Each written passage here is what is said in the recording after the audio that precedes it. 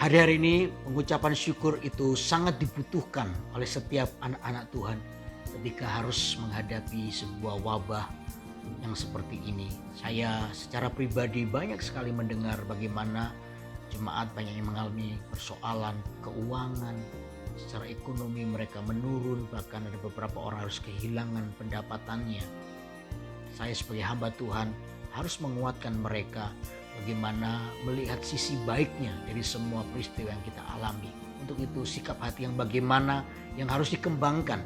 Mari kita akan baca Alkitab kita dalam Amsal pasal 15 ayat yang ke-16. Dikatakan begini, lebih baik sedikit barang dengan disertai takut akan Tuhan daripada banyak harta dengan disertai kecemasan. Alkitab menulis seperti ini bukan berarti membuat kita lebih baik kita miskin terus, bukan hanya itu, bukan itu maksudnya. Tetapi jika situasi keadaan harus membuat kita seperti ini, di mana ketika kita mengalami pandemi di sini seluruh dunia mengalami hal yang sama. Ya, bukan hanya untuk anak-anak Tuhan, orang-orang yang di luar Tuhan pun harus mengalami hal yang sama. Situasi yang tidak bisa kita cegah dan itu Tuhan izinkan. Apa yang harus kita belajar?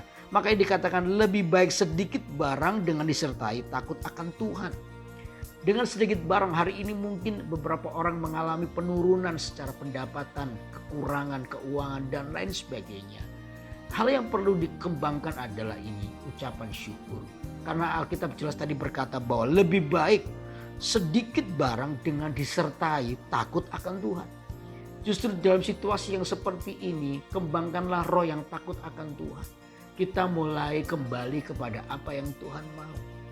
Saya percaya tidak ada yang kebetulan di dalam Tuhan. Kalau sampai kita diizinkan mengalami hal yang seperti ini, pasti satu tanda bahwa Tuhan memanggil kita semua untuk kembali kepada Tuhan. Mungkin ada beberapa orang yang lupa, terlalu sibuk dengan pekerjaannya sampai lupa sebuah hubungan intim dengan Tuhan. Karena itu ini waktunya kita mendengar panggilan Tuhan ini. Mungkin barang-barang kita menjadi semakin menurun sedikit, tetapi kita menemukan Tuhan itu jauh lebih mulia.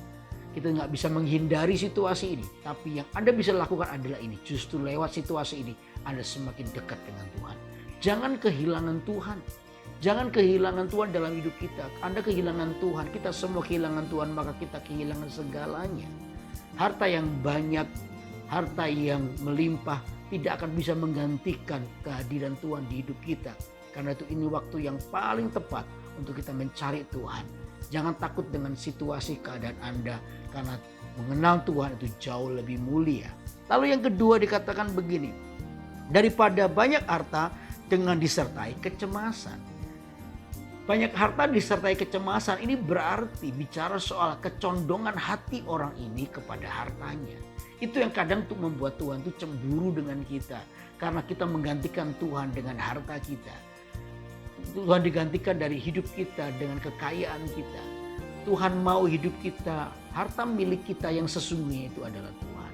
Anda boleh diberkati. Puji Tuhan kalau kita diberkati. Kita bertambah banyak harta kita. Tetapi satu ini yang tidak boleh lupa. Tuhan itu harus tetap menjadi segalanya di hidup kita. Karena itu kecondongan hati kita tetaplah kepada Tuhan. Karena saya percaya kalau hati kita tetap kepada Tuhan, pandemi persoalan kita alami tidak akan pernah membuat kita lemah. Karena kita tahu kita tidak pernah sendiri. Tuhan Yesus bersama dengan kita.